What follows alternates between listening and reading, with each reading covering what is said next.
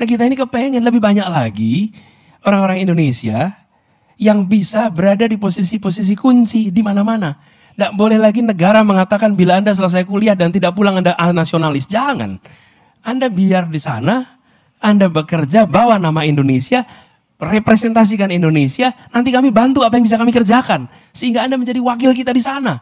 Dan jadilah orang-orang yang ketika di sana bilang, kami Indonesia dan kami skalanya dunia. Kami kompetensinya dunia berada di badan-badan profit, apakah itu private entity, apakah itu multinational, apakah itu negara. Tapi dorong itu.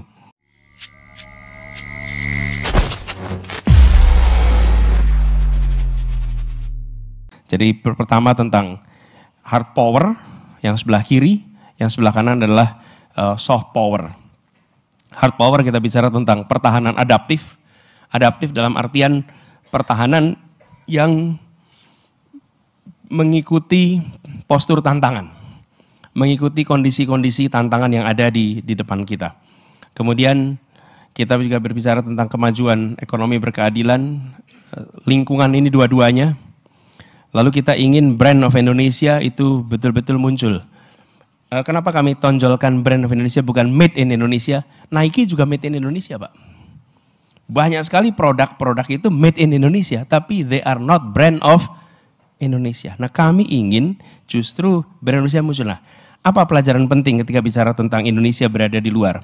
Kita belajar di Korea. Korea negara melakukan investasi besar-besaran di bidang yang sekarang disebut sebagai soft power, dari mulai musik, film, tari, seluruh yang terkait dengan seni, termasuk film, itu investasi oleh negara, besar-besaran, sehingga private sector kemudian pick up. Baru 2 dekade kemudian dunia menyaksikan hasilnya. Kalau kita membiarkan itu hanya private sector saja yang mengerjakan, nggak bisa jalan. Karena membutuhkan investasi yang sangat besar sekali. Kami pernah mencoba Pak ketika bertugas di Kementerian Pendidikan Kebudayaan. Saya waktu itu cek kenapa film-film itu, film-film dunia, kalau syuting tropis pakainya Thailand. Kenapa tidak pakai Indonesia? 1, kita tidak punya studio alam yang besar. 2, kita tidak punya alat-alat untuk melakukan mixing, alat-alat untuk melakukan editing film-film yang kelas dunia. Dan investasi di situ mahal sekali. Tidak ada swasta yang mau mengerjakan. Itu harus dikerjakan oleh negara. Tapi begitu negara dikerjakan, apa yang terjadi? Pelaku-pelaku perfilman dunia berdatangan, muncul pelaku film lokal, terjadi transfer of experience, transfer of knowledge, dalam waktu beberapa tahun picking up. Dan begitu mulai picking up, mereka akan menghasilkan karya-karya yang tidak kalah dari dunia. Dan ini yang harus kita lakukan. Jadi ketika kita berbicara tentang kekuatan brand Indonesia dan diplomasi proaktif, maka kita harus melakukan investasi yang agak serius di sini.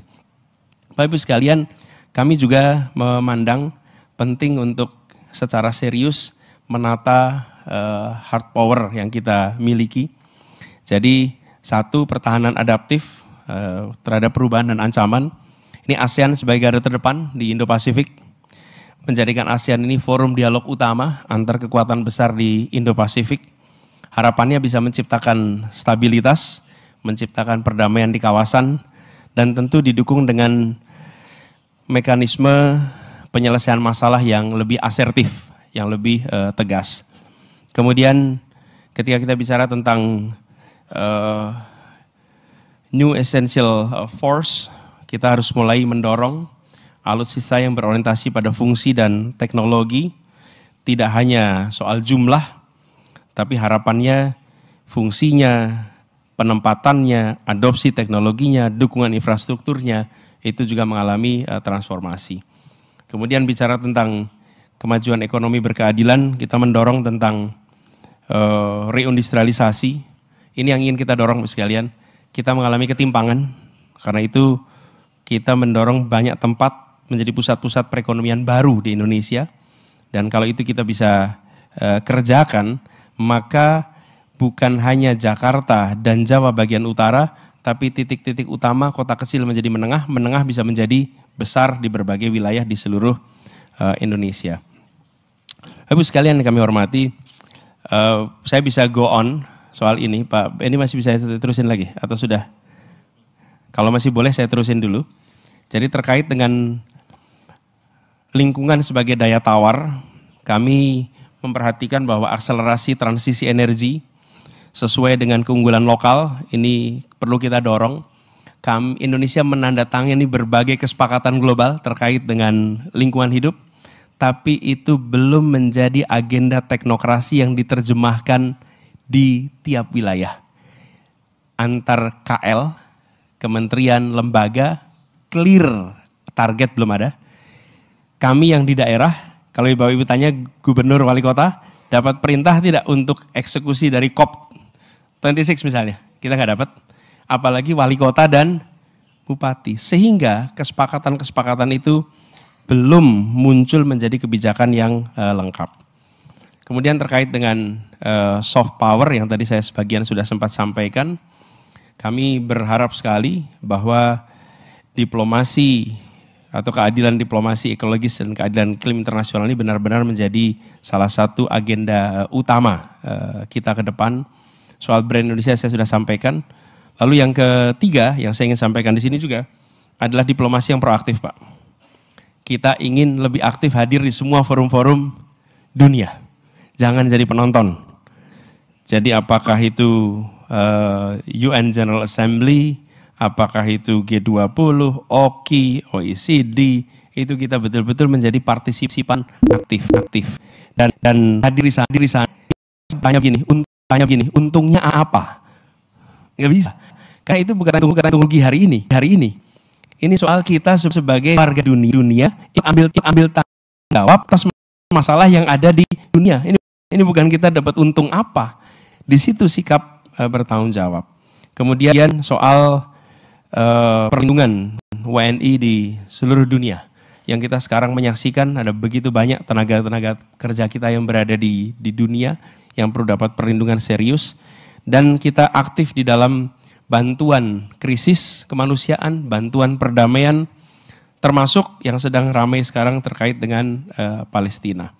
Jadi dari itu semua, sekalian, garis besar itu kami memetakan beberapa langkah ke depan. Pertama adalah terkait dengan memperjuangkan kepentingan nasional kita. Nah di sini tentu kita bicara tentang pertahanan kita yang kuat, menjaga kedaulatan negara. Yang kedua, kita proaktif dalam susun agenda dunia. Ini we have to do it. Ini masing-masing item ini, yang atas hijau itu prioritas segera, yang biru itu prioritas yang jangka menengah dan panjang. Yang segera pertahanan kuat dan kedaulatan tegak. Kemudian yang kedua, proaktif susun kebijakan dunia. Ini korps diplomatik kita makin strategis. Dan korps diplomatik kita diarahkan untuk lebih energinya dihabiskan untuk aktivitas diplomasi. Dan banyak dari korps diplomatik kita ini punya urusan-urusan yang entertainment. Betul ya Pak Dubes?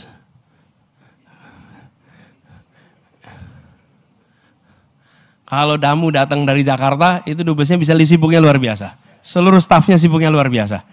Tapi Bapak sekalian lihat kalau korps diplomat di Jakarta, di diplomat asing ini. Mereka kalau ada ketemuan, ya kalau high rank official mereka entertain. Tapi tidak semuanya kemudian dihabiskan. Bahkan pasukan kendaraan kita pun didesain untuk mengakomodasi tamu-tamu yang datang dari Indonesia. Kita harus lakukan reform di situ sehingga korps diplomat kita itu efisien untuk bekerja. Ini pengalaman yang suka ngeliatin diplomat waktu zaman kuliah dulu Pak. Gitu. Karena kita zaman kuliah sering nonton ini nggak boleh nih sumber daya negara dipakai begini terus. Lalu kami juga melihat pentingnya melibatkan diaspora. Diaspora ini harus bisa menjadi wakil kita.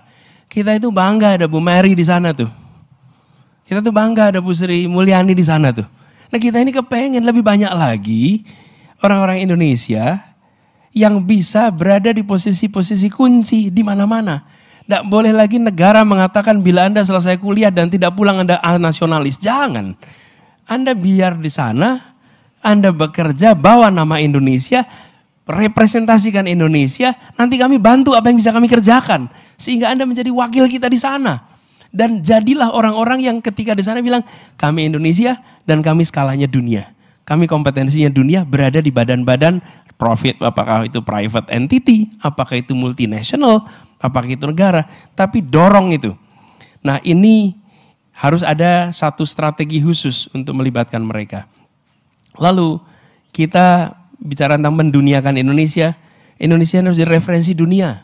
Seperti dulu saya cerita konferensi Asia Afrika, gimana dunia menengok kepada kita dan two thumbs up. Sampai 5-6 dekade kemudian, contohnya mana? Indonesia. Kita negeri demokrasi yang sekarang vibrant, ngalami naik turun. Kita negeri yang aman, damai, negeri yang banyak aspek dari kita ini yang bisa ditawarkan kepada dunia. Tujuannya apa? Menjadikan Indonesia sebagai referensi dunia. Lalu yang ketiga, kita bicara tentang merealisasikan ekonomi dan investasi yang berkelanjutan. Tentu saja ini kita bicara tentang pemerataan pembangunan ekonomi, ini yang jangka pendek. Reindustrialisasi yang jangkanya menengah. Hilirisasi jalan, tapi nggak cukup hanya dengan hilirisasi. Harus ada reindustrialisasi dan harus ada dorongan untuk mengembangkan sektor-sektor yang menyerap tenaga kerja lebih banyak. Bukan hanya capital intensive activity, tapi justru yang labor intensive investment activity di sektor-sektor pertanian, perkebunan yang menyerap tenaga kerja banyak, itu harus kita dorong bersama dan kaitannya dengan global ini bisa diwujudkan di situ. Yang terakhir adalah mewujudkan ekonomi hijau. Ini kita perlu lakukan mitigasi dan adaptasi atas pendekatan ekonomi hijau yang berkeadilan, dan yang berikutnya adalah menciptakan bagaimana pengelolaan energi kita, pemanfaatan energi kita itu berkeadilan. Dan Bapak Ibu sekalian, Jakarta merasakan beberapa bulan ini sebagaimana dunia merasakan heat waves yang luar biasa. Dan kalau itu terjadi, heat wave seperti itu, the most vulnerable of all adalah the poor and the poorest. Itu yang paling tidak, yang makmur bisa nambah AC, bisa nambah, tapi yang sudah di bawah itu kesulitan belajar. Begitu kena penyakit, yang paling bawahnya kena. Jadi ketika sampai kepada krisis ini memang perlu ada keseriusan. Jadi Bapak sekalian, kira-kira langkah ke depan kita ada 4 aspek itu.